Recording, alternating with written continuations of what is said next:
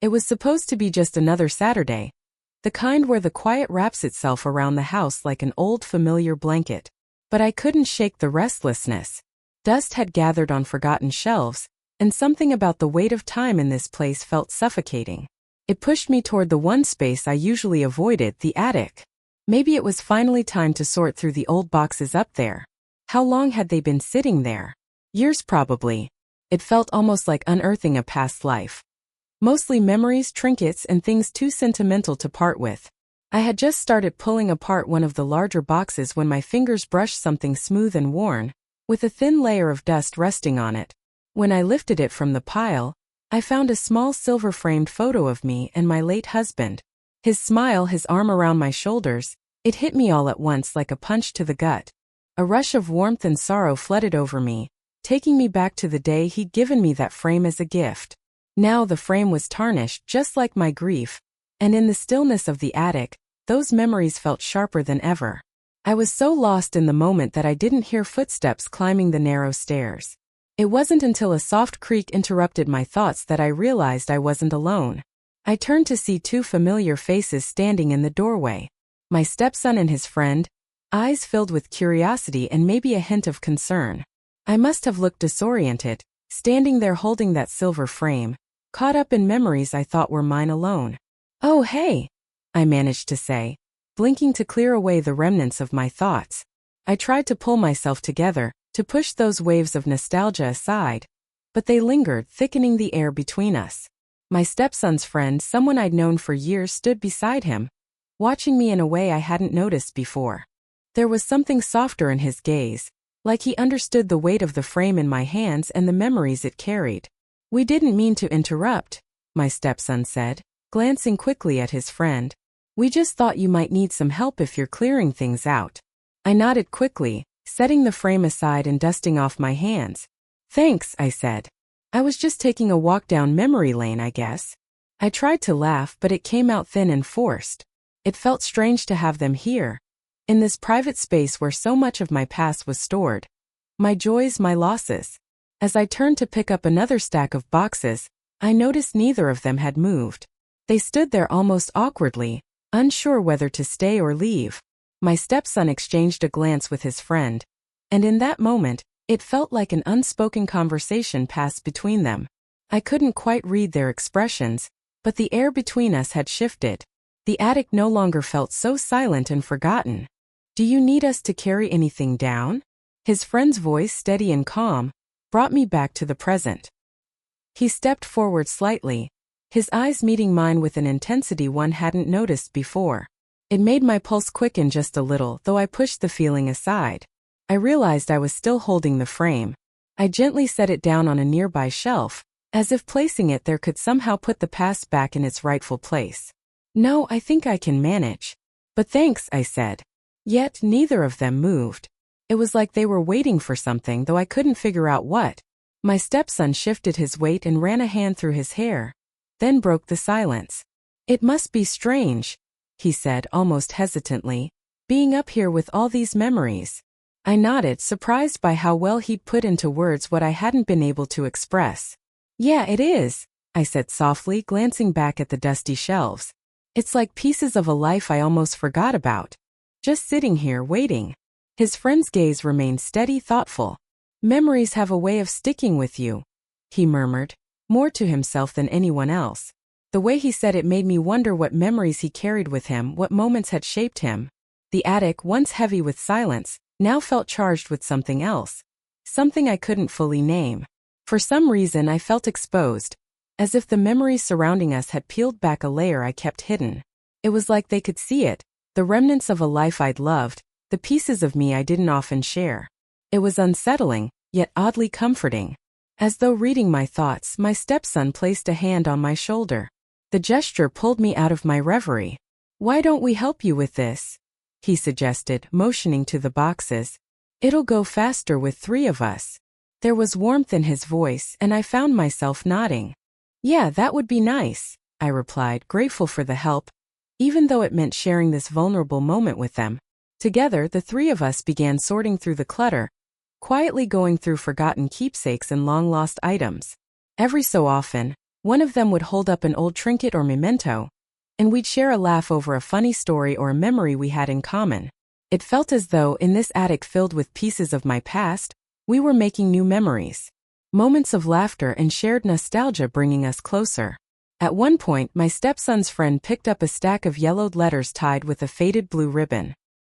He studied them for a moment before looking at me with a curious expression. "You kept these all this time?" he asked. I smiled, a little embarrassed. "They're letters from my husband," I explained, feeling a lump form in my throat. "He wrote them to me when we were first dating." There was a pause, and in that quiet moment, his gaze softened. I felt a silent connection pass between us. But before I could dwell on it, my stepson appeared at my side, breaking the moment with a light-hearted joke about the ancient trinkets piling up in the corner. We all laughed, and the moment passed, though I couldn't shake the feeling that something had shifted between us. As we packed up the last of the boxes, I felt a strange sense of closure, like I had finally made peace with the memories I'd kept hidden away for so long. The attic seemed lighter, less burdened by the ghosts of the past. Yet, just as we were about to leave, I caught one last look from my stepson's friend, a look that seemed to hold a question I wasn't ready to answer. The three of us descended the creaky stairs, leaving the attic and its memories behind. But as I walked away, something nagged at me. I couldn't shake the feeling that today had marked the start of something I couldn't quite define. The next day, as I sat on the back patio sipping my coffee, enjoying a rare moment of peace, I heard footsteps approaching. It was my stepson and his friend, both having stayed the night after helping clear out the attic. They looked relaxed, like two boys enjoying a Saturday morning. But I could still feel the unspoken tension between us from the day before. It was as if the attic, with all its memories, had bound us together in a way none of us quite understood. "Mind if we join you?" my stepson asked, nodding toward the extra chairs at the table. I waved a hand, gesturing for them to sit. They both settled in, and we sat there in a quiet, companionable silence, sipping our coffee and basking in the warmth of the morning sun. The calm of the moment was punctuated only by the distant song of birds and the rustle of leaves in the breeze. But beneath that calm there was something else, an undercurrent of tension, as though we were all carefully sidestepping the weight of yesterday. Then, almost out of nowhere, my stepson cleared his throat, glancing at his friend before turning back to me. "I've been thinking about what you said yesterday," he started, his voice hesitant. "About memories and how they linger." I nodded, watching him intently. I hadn't expected him to bring it up, but the seriousness in his expression made me realize he wasn't just passing over it. "Yeah," I replied softly, my voice barely above a whisper. "Some memories. They have a way of sticking with you, even when you think you've let them go." His friend leaned forward slightly, his gaze thoughtful and steady. "Especially when they're tied to someone you loved," he said quietly, almost to himself. "It's like they never really leave. They just hang around, waiting for the right moment to resurface." His words caught me off guard. I wasn't used to him speaking like this, but there was a depth to his voice that suggested experience beyond casual sympathy. I felt something shift inside me, an unspoken connection forming in that brief exchange. "Did you know him well?" I asked, my voice barely audible, more out of curiosity than anything else. I wasn't sure why I'd asked, but there was something in his expression that made me want to know more. He shrugged, a small, almost shy smile tugging at the corners of his lips. "I met him a few times. He was a good man. Kind." He paused, then added, "I remember thinking he was lucky to have you." His words stirred something inside me. It was a simple statement, but the sincerity behind it made my heart race a little faster. I smiled, trying to ignore the warmth spreading in my cheeks. "He was lucky to have you too," I said, just as my stepson cut in, breaking the tension. With a grin, he glanced at his friend and then at me. "I think we all know who the real treasure in this family is." I laughed, grateful for the lightness he brought back into the moment. "Oh please," I teased, rolling my eyes. "I'm just a pack rat who hoards old memories." They both chuckled, and for a moment the air seemed to ease, the tension lifting. We sat back, sharing stories and laughing at memories from simpler times. My stepson and his friend took turns telling embarrassing childhood stories I'd never heard before, and I found myself laughing more freely than I had in a long while. But even in the midst of all that laughter, I couldn't shake the feeling that his friend's gaze lingered on me just a little longer than usual. His eyes seemed to study me, with an intensity that I couldn't quite understand. Every so often I'd catch his glance, and it felt like something unspoken passed between us, a brief spark like a secret neither of us was ready to acknowledge. Eventually my stepson excused himself, muttering something about a work call, before disappearing into the house. And just like that, it was just his friend and me left on the patio, the laughter fading into a comfortable silence. I could feel the weight of his presence beside me, and for reasons I couldn't explain, my heart started to race. Then, breaking the silence, his voice came soft but steady. "You really were important to him," he said, his tone full of quiet sincerity. "He talked about you all the time, even the little things." I turned my head away, blinking back the sudden rush of emotion. "I didn't know he talked about me that much," I murmured, more to myself than to him. He reached out and placed a hand gently over mine. His touch was warm, grounding. I found myself leaning into it, drawn to the quiet comfort it offered. For a moment our eyes locked and the world seemed to pause. There was something in that look, something unspoken and intense, a connection that went deeper than words. But just as quickly I pulled my hand away, breaking the spell. "Thank you," I whispered, my voice barely audible. "For being there. For him. And for being here now." His gaze never left mine, and he nodded, the corners of his mouth lifting just a little. "Anytime," he said quietly. We sat there in silence, the weight of the unspoken words hanging heavily between us. I was just about to speak again when my stepson returned, his cheerful voice shattering the tension. The moment passed, and we all fell back into the easy rhythm of conversation, pretending as though nothing had changed. But even as we sat there, I couldn't shake the feeling that something had shifted, that the memory of his touch still lingered. It left me both curious and uncertain, wondering where this unexpected connection might lead, and what it might reveal about parts of myself I thought I'd left behind. The following weekend, the three of us were busy setting up my new house, moving furniture, unpacking boxes, and getting things in order. It should have been exhausting, but somehow it didn't feel that way. Maybe it was the excitement of a fresh start, or maybe it was simply the good company. Either way, even the most tedious tasks felt lighter. My stepson had invited his friend to help, and I was grateful for the extra set of hands. All day we'd been working in the living room, hanging curtains, arranging shelves, organizing. By the time we reached the bedroom, we were down to the last item, a large wardrobe that needed to be assembled from scratch. The instructions were spread out across the floor, the pieces scattered in a mess of organized chaos, and we all looked at it with a mix of determination and dread.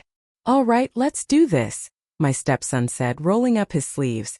"Mom, you take that side and we'll hold it steady." I chuckled, glancing at him. I feel like we're on one of those home makeover shows. All we need is a dramatic montage. His friend laughed, handing me a screwdriver. "Let's make it a good one then." The two of them held the sides in place while I worked on screwing in the bolts. We made decent progress, getting most of it done without too much trouble. But when I crouched inside the frame to secure a tricky corner, I realized I was in a rather awkward position.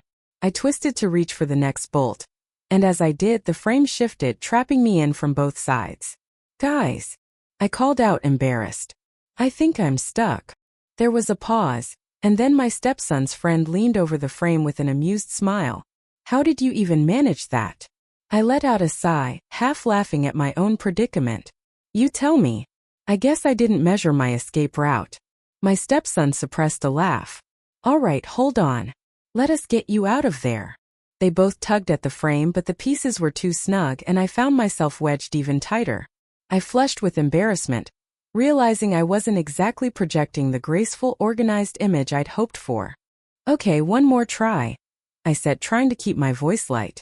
"Maybe if you both pull from that side."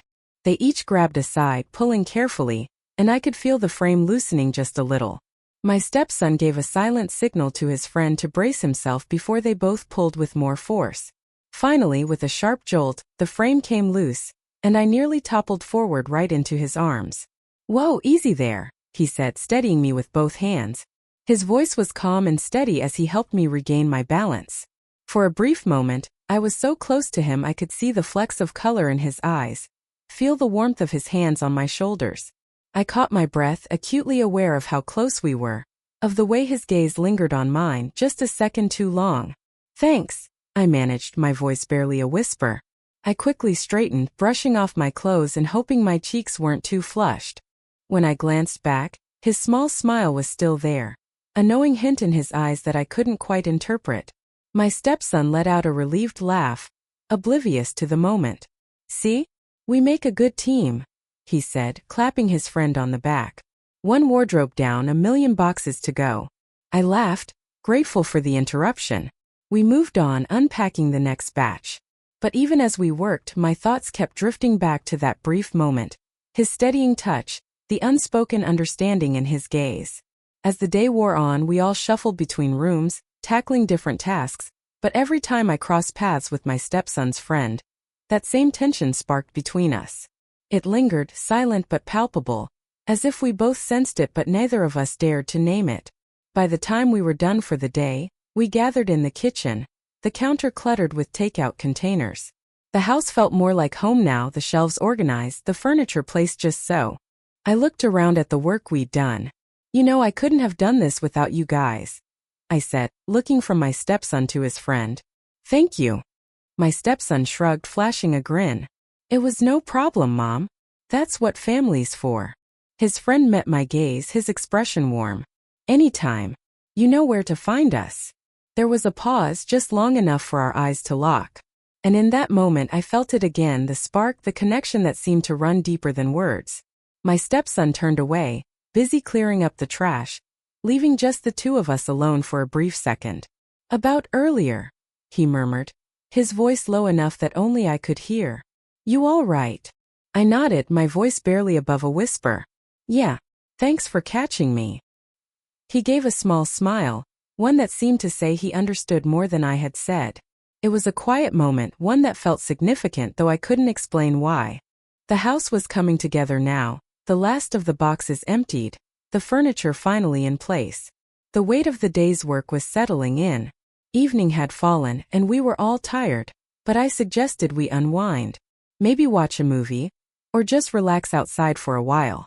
My stepson quickly agreed, mentioning a movie he'd been wanting to watch. His friend nodded, giving me an easy smile. "Sounds like a plan," he said, his voice carrying an eagerness that made me smile in return. Though I couldn't quite put my finger on why, something about his presence seemed to bring a lightness I hadn't realized I needed. We settled into the living room, dimming the lights as my stepson selected the movie. I sat down on the couch, and before I knew it, the three of us were sitting closer together than usual. It was a cozy, comfortable feeling, one I hadn't experienced in a long time. Just being with people, letting go of the day's stresses. As the movie started, I tried to focus on the screen, but my thoughts kept drifting.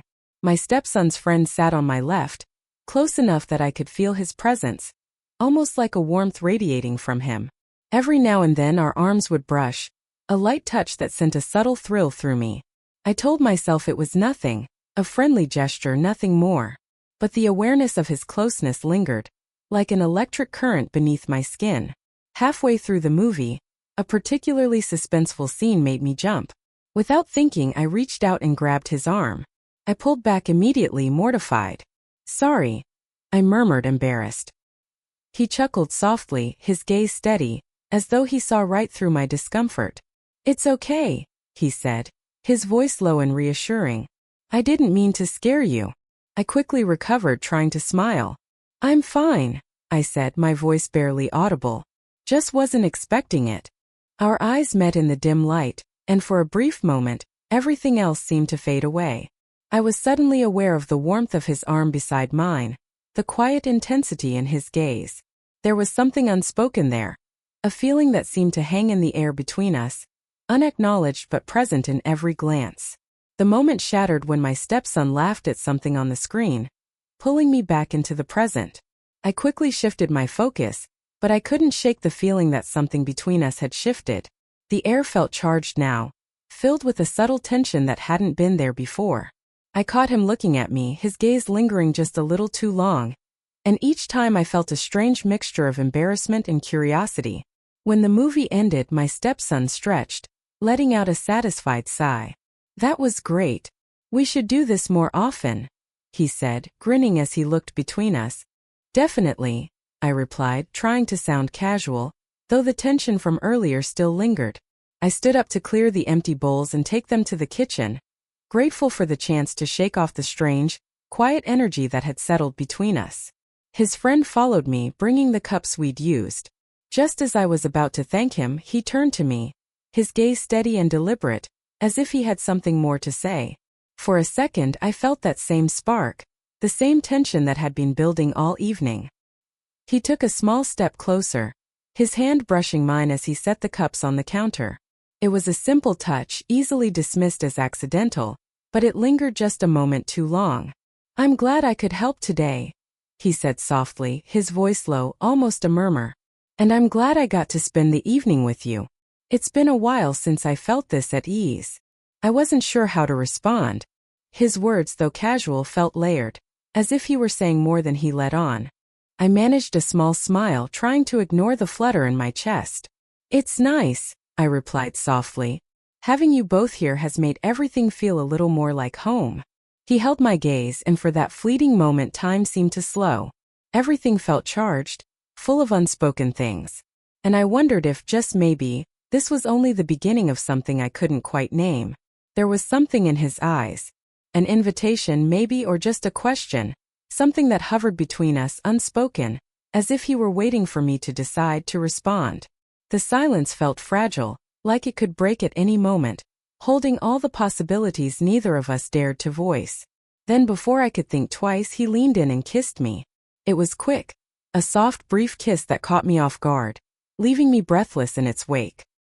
He pulled back almost immediately, his eyes searching my face with a hint of regret, waiting for my reaction. I felt my cheeks flush, a rush of warmth flooding my skin, a mixture of embarrassment and something else, something I didn't want to name. I glanced down, unable to meet his gaze, the weight of that brief kiss lingering between us like an unspoken secret. For a moment we stood there in silence, neither of us sure what to say, as if the kiss had altered everything without either of us knowing how to address it. Just as I was about to speak, the sound of footsteps approached, cutting through the tension. My stepson walked into the kitchen, oblivious to the air that had thickened between us. "You guys all right in here?" he asked, giving us both a curious look. "Yes," I replied quickly, forcing a smile as I grabbed a dish towel, pretending to busy myself with cleaning.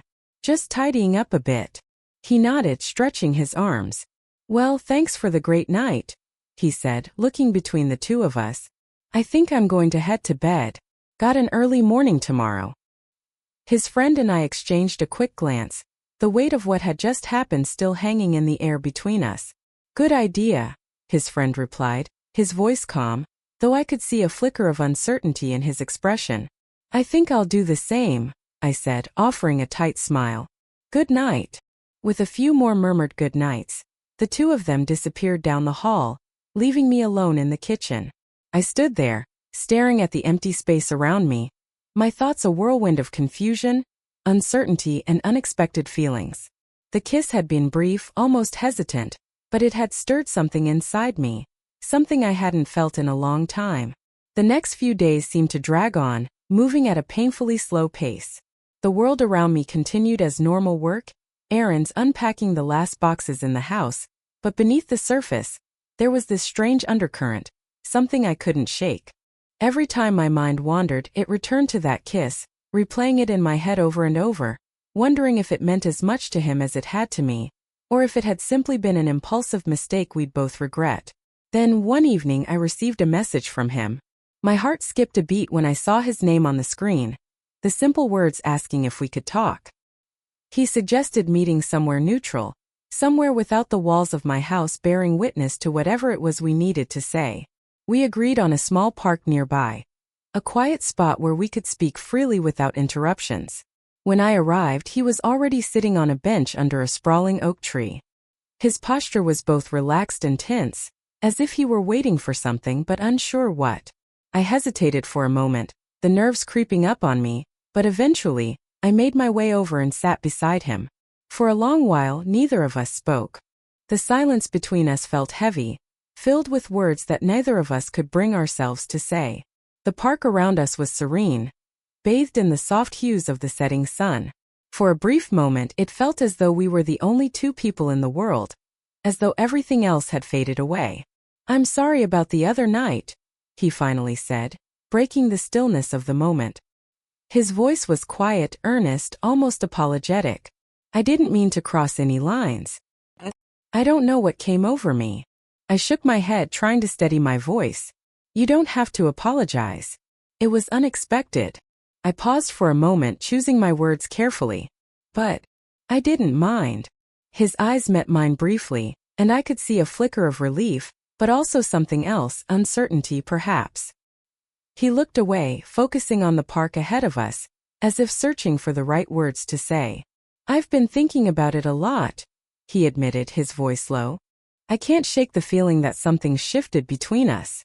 Like I'm seeing you in a different light now, and I don't know what to do with that." Hearing him say those words out loud made my heart race. I didn't know what to say, but I couldn't deny that I felt the same. That easy, comfortable connection we had always shared now felt charged, replaced by something deeper, more complicated. Something neither of us seemed ready to acknowledge. "I feel it too," I said softly, barely above a whisper. "It's strange, confusing, but I don't know what any of it means." He turned to look at me, his gaze soft but intense. "I don't want to make things harder for you," he said, his voice faltering slightly. "Especially with your family. With him. I know this could complicate everything." I nodded, understanding the weight of his words. The last thing I wanted was to create unnecessary tension between us, especially with my stepson. But at the same time, the connection I felt toward him was undeniable. Something that seemed to pull us together despite the complications that surrounded us. We fell into silence again, each of us lost in thought, the world around us seeming to fall away. The sounds of the park, distant laughter, the rustling leaves, the soft chirping of birds as dusk began to settle, seemed louder in the stillness between us. I could feel the weight of his hand close to mine on the bench, just a few inches away, almost close enough to touch. And before I even realized what I was doing, I reached out, letting my fingers brush lightly against his. He looked down at our hands, then back up at me, surprise flickering in his eyes. "What are we doing?" he whispered, his voice barely audible, as if asking himself as much as me. There was a vulnerability in his tone, a hesitance that made my chest tighten. "I don't know," I replied just as softly, "but I can't seem to let it go." He sighed, a sound that was a mixture of relief and frustration. Slowly, he turned his hand to hold mine properly, his fingers intertwining with mine. We sat there for a while, just holding hands, neither of us moving. It was a strange, fragile moment, like we were balancing on the edge of something we didn't fully understand. Finally, he pulled his hand back, as if the weight of it had become too much. "We have to be careful," he said, his voice gentle but firm. "I don't want to hurt anyone, least of all him." I nodded, my mind racing. "You're right," I said, though the words felt hollow in my mouth. "We should keep our distance. For everyone's sake." We both sat there, our minds tangled in the same quiet storm of emotions, knowing full well that what we had agreed to was the logical choice, the responsible choice. But in that moment, logic and responsibility felt distant, almost irrelevant. They seemed like abstract concepts, hard to hold on to when faced with the undeniable tension that hung between us. The sun dipped lower in the sky, casting a warm golden glow across the park, and I realized just how much I wanted to stay in this moment, despite everything. The idea of walking away, of returning to the same polite distance we had kept before, felt unbearable. It felt like a denial of something raw and real that had formed between us, something that neither of us could fully explain. But as much as I hated to admit it, I knew he was right. We couldn't risk causing any pain or conflict. Not with my stepson. Not with the fragile harmony of everything around us. He seemed to read my thoughts, giving me a small sad smile that didn't quite reach his eyes. "It's hard, isn't it?" he said, his voice soft but laden with understanding. "Wanting something you know you shouldn't." I looked down, fighting the overwhelming urge to reach for his hand again, to close the distance between us, to let the warmth of his touch make the ache inside me subside. even if only for a moment. Yes, I murmured, my heart heavy. It is. He stood up slowly, hesitating as though he wasn't quite ready to leave. I looked up at him, feeling a complex swirl of gratitude, longing, and something else I couldn't name. I didn't want him to go, but I knew he had to. Thank you, I said finally, my voice barely audible, carrying all the weight of everything we couldn't say. He nodded, his eyes reflecting the sadness I felt. Take care of yourself, he replied gently, his words almost a whisper. And with that, he turned and walked away, leaving me sitting on the bench, alone with the silent chaos of my thoughts. As I watched him walk away, a strange mix of relief and regret washed over me. Relief because I knew we had done the right thing, and yet, regret because I felt like I had just let something precious slip through my fingers. The rational part of me told me this was for the best, that keeping our distance was the responsible choice. But deep down I couldn't ignore the ache, the quiet longing that had settled into my chest the moment he had walked away. I stayed there on the bench long after he was gone, letting the darkness settle around me, enveloping the park in a peaceful stillness. The stars began to twinkle overhead, tiny pinpricks of light in the vast night sky, and I couldn't help but wonder if he was looking up at them too. If he was feeling the same conflicted emotions, the same pull towards something neither of us seemed able to shake. Maybe one day things would be different. Maybe in another time, another place, we could have explored this connection without the fear of hurting those we cared about. But for now, all I could do was sit in the silence and let the memories of that brief, stolen moment carry me through the night. The days passed, each one slipping back into routine. I tried to convince myself that it was for the best, that leaving that connection behind was the right choice. But even as I went through the motions, work, errands, tending to the house, I couldn't escape the nagging feeling that something had changed. Something inside me felt different, as if the world had shifted slightly off balance. Each day felt marked by an absence, an unspoken space that I couldn't fill. The ache inside me was persistent, like a quiet hum beneath everything. I tried to ignore it. I told myself it would fade with time, but it didn't. It only grew. Late one evening as I was tidying up, my phone buzzed with a notification. I glanced at the screen and saw his name. My heart quickened, the breath catching in my chest as I opened the message. I can't forget that night, he wrote. I keep wondering if maybe we shouldn't leave things like this. If we're meant to be more. I stared at the screen, my hands trembling as a rush of emotions I thought I'd buried came flooding back. I had tried so hard to push them down, to convince myself that it was nothing, that I was overreacting. But reading his words felt like an electric shock. It brought everything rushing to the surface. Everything I had been trying to ignore. Everything that had been lying dormant within me. I typed a response quickly, my fingers shaking slightly, but before I could send it, I hesitated. I wasn't sure if I was ready to let this out, to admit what I had been feeling, what we both had been feeling. But in that moment I realized something. I didn't want to ignore it anymore. I didn't want to keep pretending that this connection didn't matter. And maybe, just maybe, he didn't either. I took a deep breath and pressed send. The message was simple, but I knew it was everything we both needed to say. Then let's find out. I stared at the screen, waiting for his reply. The silence in the room felt charged with possibility, as though the world itself were holding its breath, waiting for what would come next. I didn't know what the future would bring, but for the first time in a long while, I felt ready to embrace it, whatever it might be.